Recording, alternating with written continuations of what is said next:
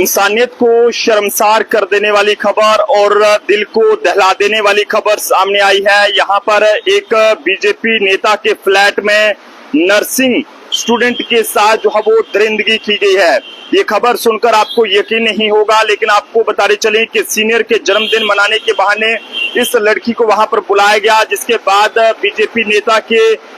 Flat में जो है वो इसको अपनी हवस का शिकार बनाया गया। हालांकि पुलिस ने शिकायत पर कार्रवाई करते हुए जो है वो आगे की कार्रवाई शुरू कर दी है, लेकिन ये पूरा मामला सामने आने के बाद हर किसी के पैरों तले से जमीन खिसक चुकी है और एक बहुत ही सनसनीखेज ये कहें कि ये एक रेप किए जाने का मामला यहाँ पर सामने आया है। यहाँ पर एक बीएससी नर्सिंग की स्टूडेंट को उसके सीनियर ने जन्मदिन मनाने के बहाने किराए के फ्लैट में बुलाकर अपना शिकार बनाया है और ये फ्लैट बीजेपी के एक फार्मर काउंसलर का बताया जा रहा है, जो आरोपी के दोस्त को किराए पर दिया गया था। ऐसे में पुलिस ने इस पूरे मामले में शिकायत दर्ज करके जांच जो है वो यहाँ पर शुरू कर दी है, लेकिन आरोपी की तलाश में छापेमारी भी जो है वो की जा रही है। जानकारी के मुताबिक ये घटना जो है वो उस वक्त हुई है जब 21 साल की बीएससी नर्सिंग की स्टूडेंट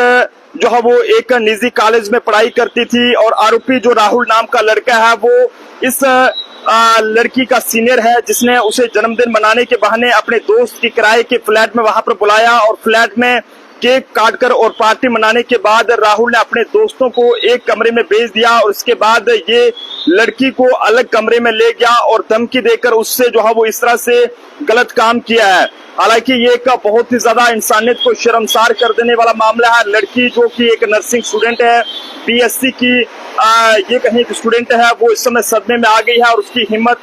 नहीं है कि उसे थाने तक पहुंचाया जाए। लेकिन ऐसे में इस पूरे मामले के बाद आरोपी राहुल ने लड़की को जो है वो धमकी दी कि अगर उसने इस घटना के बारे में किसी को बताया तो वो उसे जान से मार देगा और इसके बाद ये लड़की को जो है वो कहीं ना कहीं किराए के कमरे तक छोड़कर वहां पर फरार हो गया है। ऐसे में लड़की ने अपनी आप बीती अपने परिजनों को बताई, जिसके बाद ये परिजन जो है वो इस लड़की को लेकर पुलिस थाने में वहां पर पहुंचे और वहां पर शिकायत दर्ज कराई, जिसके बाद पुलिस ने शिकायत के आधार पर यहाँ पर मामला दर्ज कर लिया है और पुलिस ने दुष्कर्म और धमकी देने के धाराओं के तहत मामला दर्ज करके आगे की जो कार्रवाई है वो यहाँ पर शुरू कर दी गई है। और बताइए जा रहा है कि फ्लैट यहाँ पर ये पूरी घटना हुई है वो फ्लैट जो है वो बीजेपी के एक फार्मर काउंसलर का बताया जा रहा है, जिसमें आपको बताते चलें कि ये जानकारी यहाँ पर सामने आई है कि पुलिस इस मामले में फ्लैट के मालिक और किराएदार की अगर बात करें तो उसकी भी भूमिका की यहाँ पर जांच कर रही है कि कहीं उनकी मदद से ये सब तो नहीं हुआ है। फिलहाल लड़की को मेडिकल जांच के लिए भेजा गया है और सबूत इकट्ठे करने का जो काम है वो यहाँ पर किया जा रहा है। लेकिन हालांकि कुछ लोगों को हमारी इस खबर से तकलीफ जरूर होगी, जिनकी आंखों पर शायद